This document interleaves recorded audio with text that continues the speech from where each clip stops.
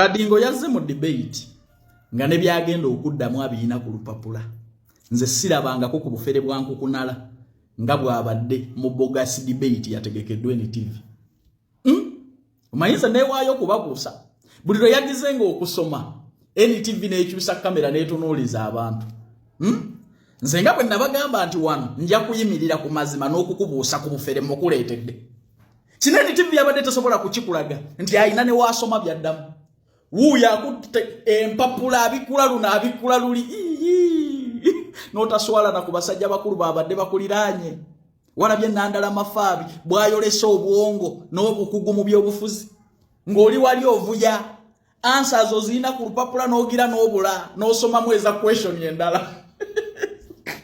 Ne NTV kike mutunda mukebe kyo mukalu gwe mugezaako okusiiga lanje liba na Uganda. Wama yagala okugenda ebweru kwata pen n'olupapula ewange oteeka mu akasente ko nga visa ekuli mu ngalo akatambulirawo nkalese toweza Uganda weeks 2 mu wiki emu oba oyina visa yo nkutwala Dubai olongoosa mu nnyonyi ku airport na kukirininga munda mu nnyonyi abaana ab'obulenzi okuva ku myaka 21 paka emyaka 4 mwetaagibwa n'okukola mu malwaliro Saudi Arabia okulongoosa emizikiti n'amasomero ga gavumenti. Sala atandikira ku milioni mu emitwalo 4 bakuliisa bakususa atera nga bakujjanja bibyange mu bimanye bulungi oteeka mu akasente ko nga vizo gikutteko ku noti 7 oba noti 7 ogenda kuba onfuna butereevu. Chovola President Museveni musajja mugezi. Actually statistics ziraga nti wano mu Africa akwata kyakumwanjo nnyo mu intelligence yabadde tayinza kujjamu obwo busiru ne mwesettingira ebibuuzo ne mwekolera debate omukebe gwammwe ne gujja ne script ne empapula kwe gunaasoma answers nazo zennyini nga guvuya mumbulire yaani gwe mwawadde ebibuuzo omulala yazze n'ebibuuzo ebitegeke debate kije bajjamu nga ne byogenda okuddamu obiina ku lupapula. Era debate Nandala Mafaabi yamaliriza agyetise ng'omukebe gwammwe omukalu gwe mwawadde ne answers guli wali guvuya answers gusoma za question ndala ate ne guddayo ku question eno namwe we mubuzaabuza temwagala kugulaga nti gusoma. Kadingo yagudde ne debate ye nze mukuleetedde ne bye yabadde asomako bino tebasobola kubikulaga. Teri ayinza kukulaga nti Kadingo yabadde n'olupapula buli yagizenga eriiso bw'ati asomemuuko abeeko byannyonnyola abantu nga bajjawo kamera. Kitivi kyeni TV kyetaaga kuwera ge mazima ga Katonda mu ggulu. Kyagala okuguza abantu president atalina magezi ow'omutwe omukalu. Kimusiga akasigo kityo bakitembeeta oba ani yakisasula. Bannayuganda, President Museveni yakwata sente za campaign zonna naziteeka ku secretariat. Era ino campaign esinza obutabaamu sente. Okoleka ffe nze mwene njagala okulya sente za Museveni nkyangenda nenkola ki nenzirya bana mwampa bebe kulu ampa otadonga ampa mwe banko zeki nina gamba nakola endagano ne Katonda wange tuliba na Uganda bannekwasa bakwegemya omukazi yansange bisina ngamba dina kutimbanga mu ddiro nga manyoge nakundetera change naye mukasera akazi bunoli nya mu change ne ngamba mukama kigambe ekyo kyano ne ngamba I will never participate in any action against this regime and I'm out against this regime. No change what I trying to make. Era kyensoko kwebaza Katonda gyo jakibuza jajjawo nkweka yiri nyamba bebanta nse wako sagala ondabisi ononya bwakute balesi jabbukuwa lero sijja kuwamu era nebaza Katonda nti kubikama ebingi okulemerwa okungi mukama ansoboseza okuwangula olutalo kubanga sente ya Museveni kikemu ate bojingiramu ofuuka sitaani. Okimanya kugamba nti lwaki bonna bakayanira sente abo they are not successful. Tibali kayanira sente kukoleza mugati nze nzimba obuzizanza nze professor gwe wako oyina ensonga lwaki oli present lwaki nze gwobuuza mugati Kenzo bwe yayingira mu system n'akuba banebikono ekikubya Kenzo mu lulu Kenzo yabadde n'ebizibu ng'omuntu katali mu kutereza byewaabwe kati agamba okwata sentence we wako nga nina okusoka okuzimba ennyumba kansoka nzimba ennyumba wako avumaako we ate nakola ekyebusiru n'akamanya dynamics of NRM government ntoyina abantu botalina kukoonako between me and you in NRM you cannot humiliate Bebe Cool. Bebe Cool has downplayed his role as an NRM supporter because he is staunch like a Baram. He's not a hypocrite. Most people they support NRM because of money gains, but Bebe Cool his heart loves NRM. Era Bebe Cool Museveni azenga agezako kwewala Bebe Cool naye olwokuba nti Bebe Cool ayina amaanyi ge talina wamwewalira kubanga he has been loyal to the party. Loyalty kintu kikulu. That's why I'm loyal to Uganda nizi. Baje kakatise ekisajja kigezezaako mu ndigo ntali atakola nsobi. Baje kambatise ekisajja kirwanyi kigezezaako mu ndigo no tekikukusena NRM. ati bebe cool kati Kenzo nalowooza manyi Museveni bwaka mulaga akutwalanga mutabanyiwe ayizala kulifulinga nolowooza ndosinga mukozi ekyo kibali batokimanyi kubanga nagamba akatabo ke yasoma ke the prince akamachaveri kagamba nti love your enemies better than abakuwagira kati Kenzo has been new in the NRM kati ngabalina Muhammadu babysitter afunye minister alina mukyala wa MP yekute federation awugabyeko obusente kwa Kenzo tiyawa bantu sente 5 billion semanchi yazikozesa era nze nagamba omuntu ena musanga ba government eno nange muyamba be nze babasaliza government no sinyiga kubanga abantu bakikumi boka bebazirya kati Kenzo bwaziryanze nsalirwaba eza office kubanga nebo zibalekera akabondo kabaka abantu ekikumi akagala obugagga mama bebazireka bira bazirya bokka bone muno mugamba twende muno abantu kandabya tuma sente nga yabagamba omulambo gwamwe tugenda kuzinga mu sente bando mujje nazo mu ntana ne muggulu mupangisa y'ennyumba nenge nsoka we bazibba bana woza ati bagenda kwetika ebintu by'ensene kati basaka Kenzo bafunya advantage ezibba be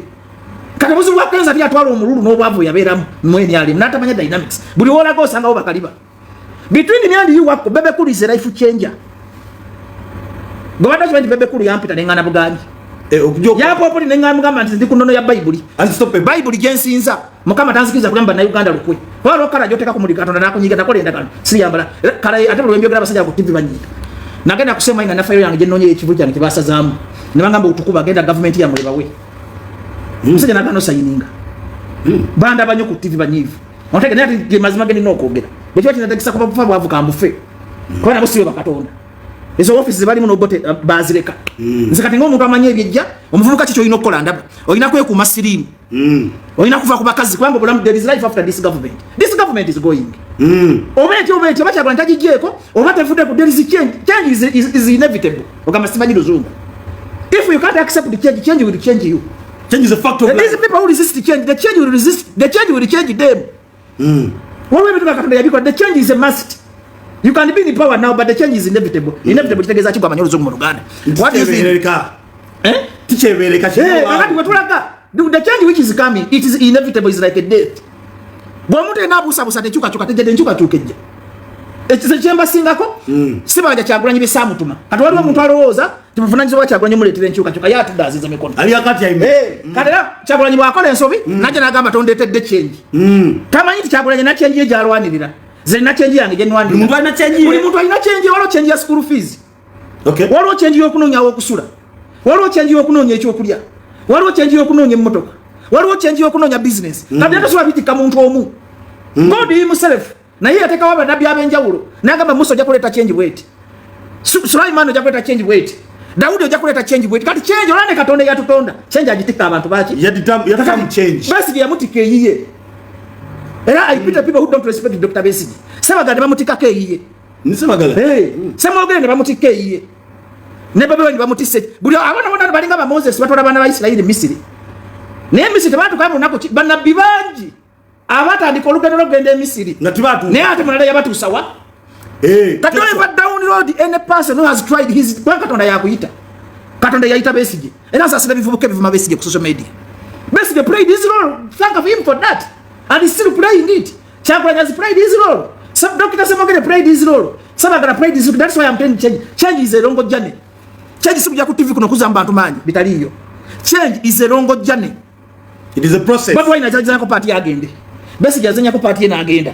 kati waje nakuja umala ne waje kubawo yatusaba na ba Misiri Israeli kakati bebe kulu tubade kukezo manyika ndi professor bongo bonesera ntuka ne nkutana mu bintu bya magezi kakati bebe kulu kiriza gana bebe kulu is a giant bontala ku mizani boti bebe kulu ne Kenzo ogenda na ngenda na bebe ina factors no statu mugabi nnyo bebe acho babeta nyoma ayamba abanaku bebe muntu mu Uganda gosolo kweno kati bagenda kunongosa mutima mpobo kadde 10 nabo kwa Kenzo akwe mitwala abiri kyekikubya Kenzo bukodo ate katonda tagaziya nsolo za bakodo that's why bebe kulu asitusenye kutuno omulundi ate nakirala bebe kulu is a worker is a leader bebe kulu Chagulanye balina character bills balekera ka million ndi Chagulanye is a committed leader bebe kulu is a committed leader mu music sigama mbinde byaki ne mbiyo bukulembeze bya lesson stoppable enyale mu yumungu semu yakuteba blogger bana bawe mini bali ku internet batambuza bintu bya mukama wawe Kenzo kyatakola ki chatakola kakati Kenzo yalowooza nti bobera darling wa Museveni down play these lower people ekyakula Brian White okimanyi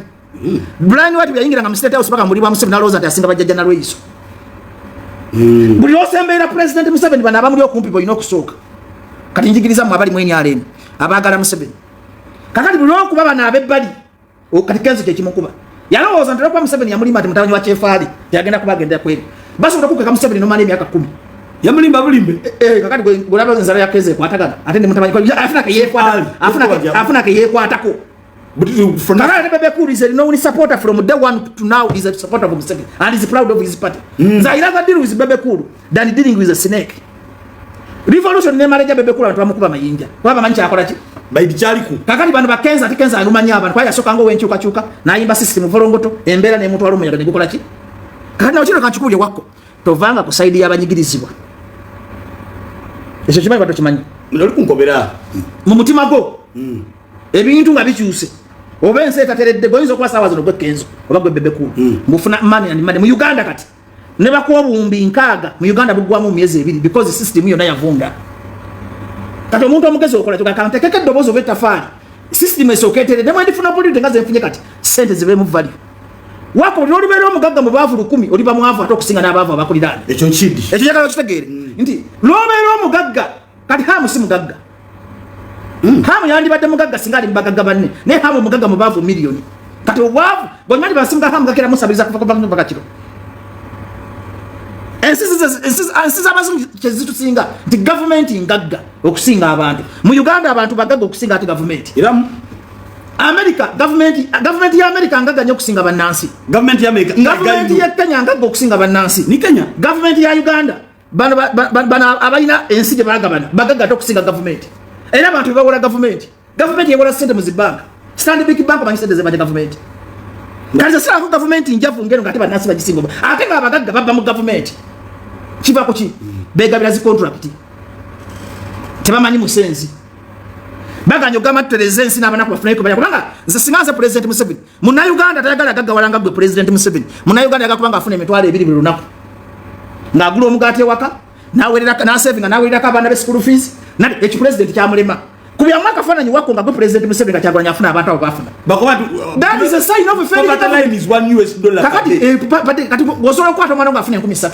That's the poverty. Kakati kwe president Museveni azale mwana nga afuna 13 nakwa asolo zigumira ese tungatazama na transport 3 nezi batama zimalo omuntu olonako kakati kyagula nyo okufuna abantu abangi bagenda afuna president Museveni singanze ye nandi kirabye ti indicator kye kyatwanganya kwa girozo indicator it's an indicator modelo obulaga it's an indicator of poor government it's an indicator of poor governance nti bantu n'abantu bola baba nakusiba siru goberera kyagulanya kiragezo obafuza mubi no bamana ekyokulya no bamasukuru fees no bamedagala mu ddwaliro ngakana kabono kakakudde ko bigagamba Uganda etambula bulungi kumbe bamasikini babona nabo bagobera kyagulanya kufuna webe kwata na Uganda batambulira musubi hope ate n'ebigambo kati bwako nowefula omusawo omuganda wane Busoga bagobere sabo lijjula kubanga bagwamu essuubi bawuza ndi n'abataasa banoonya bammezaya kakati kyagulanya okufuna numbers kyandibadde kiraga president Museveni nti eggwanga litambula bubi ate bamune okuba mugamuzeya abantu bagagga kati omanyi bamuwasakitisamugamba kakati n'atamanya nti aluwa walaba abantu abali aluwa oli kubuuka tujja tukawa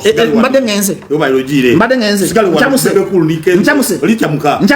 nchamuka tujja tukawa ati mbadde ntandise ati professor agenda mu kibuuzo era kukikuba kubagenda tukawa mpolampola kakati Kenzo tasobola kuwangula Bebe Cool mwenye ali Bebe Cool agenda kuwangula Kenzo times 4 ate Bebe Cool ina business knowledge Bebe Cool takyasabiriza nnyo Museveni amusaba contract Bebe Cool ina construction companies aide birombe kayagamba Museveni nsayiningira wano tayagala sente ate Kenzo akyali ku level mpaya akawumbi yawura kati sawa zino zisika yagala sente njagala kola na government agencies kufuna contract baba bazikoze eki sinava mu level yokunonya Museveni ampeyezo okulya Museveni mpaka Museveni bwakuwa akawumbi lwaki kafumuka sawa zino kimanyi ko example ki embala hospital bayizo pata bayine oxygen plant ngakana akafa kasambe bikoli mu biddawo so singa sente ozijja muntu yozo ngati government yakujamene kwa government because government is you I'm a taxpayer we back contract ebenziriza obamba mfunye mbidinze okusinga ogenda okusabiriza kibinyo okufuka bega mu nsi yo kakati kuno muzeko okufuka bega Kenzo agenda mu bega te Bebe Cool abufamu Bebe Cool mu contract ngafuna obumbi mukaga ngudo ze afuna ba investor be n'abatane bamusayiningira nafuna ekirombe kye kyamayira bamuwa license kati omuntu omukazi kati Bebe Cool evolution je atomanyira tomanyira Bebe Cool evolution no kwe from being a beggar to a businessman to an investor yet Kenzo is just alingo omusoto omuto Kenzo alinga sineke kyagenda bukita neyubula. Kenzo is still omusana kutambula gutya. Anti ne kalonga mbimanyo oluzungu. Which type of person? Omusana kutambula gutya n'ekibuto. Is wako jakuta debate ate badende mu muntu. Sagala wesise. Omusana kutambula bakita. Genda weguti. Anti bakatoma gwasoma. Kati bakwata omuntu nga twasoma kati osekati. Sinairo. That was like a snake snairing atambuza kibuto. Why kati usimba. Kati kati mukogera bya magaza te wesise. Sineke nesinairo ati bibiri yanja Kenzo sinari yetu bebe kuri yeyubula njogera nte evolution ojana kunkabya maziga mpa basiri asino sinike bidi ate frazi mu program yo byantamba nkugambyo nalinga omusoto muto kute kuneyubula atambuza kibuto mu luzungu bakita batya ngene neche nakageza te wasoma nagaje oluzungu kwenu kati wasoma batu wasoma bakita batya tuwe crowding Kenzo still crowding Nabu nakwana agenda kontamya sho nzembiko kati byogera ate njubukoga koza tumbuka bampane ndibukogera bya magezi sel Kenzo serious yanga snake unamanya simu zangu kakati wasoma Kenzo is crowding kwa batwa indisirika kati bebe ku yeyubula bebe anze kyagulanye nengenda mu ntebe nsoka kolera aluwa aluwa teri achagisinze teri manyize manyi camera tricks nze manyi abantu abatufu bobokoze eki bobofunye ndesigenda kono social media kabampane ngenda kubira kyagulanye wafunye abantu musisi na ayuguma era chabu uwundifu nnyo era kya magezi nnyo kiki kamera yeyo bulungi nkoze eki kitelezo oti badatu mamu bunga tibunu babite mazira babiteme Arua is the heart of people power chemanya abantu kyagwembe yafuna Arua president yazukuka the West Nile eda president yajina mutano si eva Moses Ali kati yala bita inayo bugwagizi bozirayo ja aina yaba mumala baba na Uganda bo muri mugago muto kuzunga naye gogenda bakugoberera ibagoberera no musura sono kulabe emisoto ejirwana boza na Uganda bamanyi bayina byokola bazo gamba kamiko akubye kapa kakati ne bakungana ngo sanga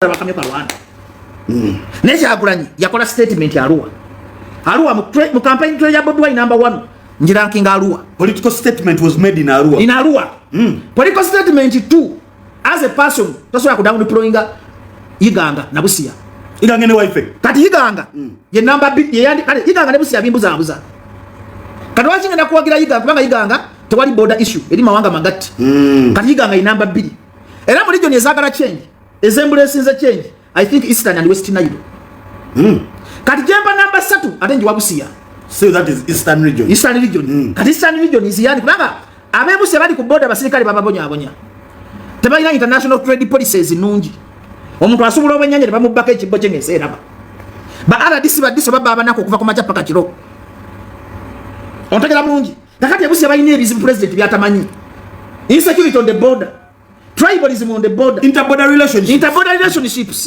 eri bangamba this what district alinga ye president okuwa we stamp it's a tag of in your country really abagwira bayingira bulungi ate bano kuyingira kizibu and they are being disturbed by the authorities of this country ebusia that's why ebusia balina bintu bibaluma ku mutima bingi kakate busoga Iganga lwaki bawagira nyikyagulanye obwavu president olwokuba agenda mu kisanja yakabawa license y'ebikajjo bakubya abasoga b'emigo ku myalo nga teri ayamba kyokka nga abasoga balina big positions balina bamama kaddaga tebalina bagezako ne government ekanye ku implementing okuyamba abasoga obwavu obuli ebusoga bupange because president yamanya nti abasoga bagezi okusinga naffe abaganda nagamba omusajja abakazi constitution y'eggwanga nabaja yalina dio petata wakyabazinga aliko President Museveni intentionally knows the obusobozi bwa basoga strength of the basoga president ajimanyi nti if I boost these people they will become a problem because it is which tulina president w'eggwanga is playing the politics amanyi politics babakwita ngabantu amanyi ebyobufuzi mu Africa president Museveni number 1 really? Amanyi cultural politics amanyi religious politics amanyi regional politics amanyi populational dynamics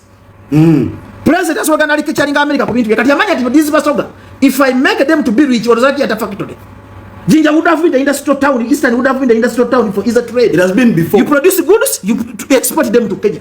But he knew if I leave these things to these people, they are going to become a problem, or even they will sponsor people. That's why you cannot allow any person to get rich. Okuva musiko, yakuna manyi abagaga ba sponsoring abayekera.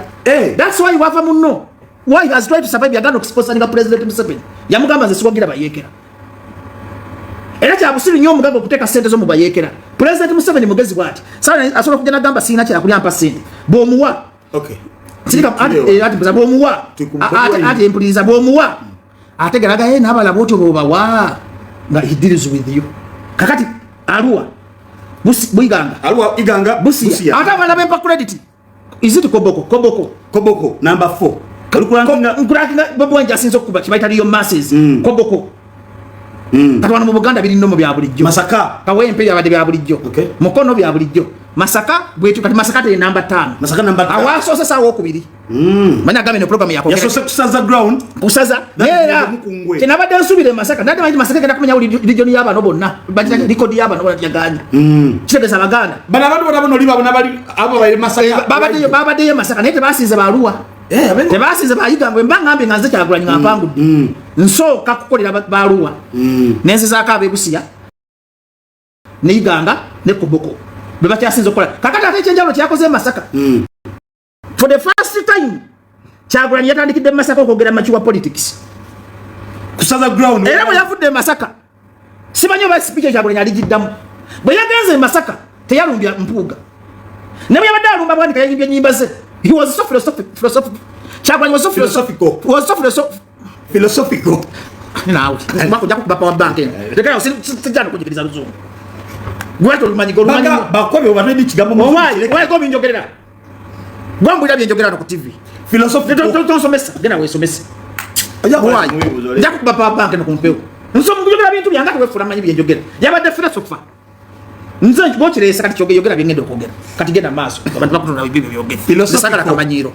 Naze ndimu adult education. Ino yogera cyone yefula akutereza. Bwaga embasi bimanyi. Kati muntu afuna bobo kuloza kigambo philosopher gobo kimwadde. Lwatu yakalo okunda bisati sibaji muzungu. Yerijera mpepa. Saka kamanyiro wako nsoda mukumanyira kumpeo. Kugamba yaka kufura public nuisance. Kati wese saji. Tuje mbayiso. Ati damukusomesa. Jana bino byeso bago bisoma. Osobola soma kose nanga kamanyiro zungu. Bino bena go bisoma. Boge no bizira mu kibuzo. Hano ikiriza kamanyiro okumanyira. Tuje mbayiso bayiso. Ontami. Munjogera kanu ninga ali kumunkenge boluzungu. Reka njogera bintu byange. Kale. Bosingo oluzungu gwe. Kale. Bwati makere yakwa Buganda loyo nekuwa. Toka makere we mutatamanyira kwa. Ati damukumanyira kuzo. See, I'm not here for English classes. Okutija kugira mu maze. Bukambe Masaka it was so philosophical. Tiyalumbye ba opponent be. Yayogede kibaita precise message. Mukonzo ontami.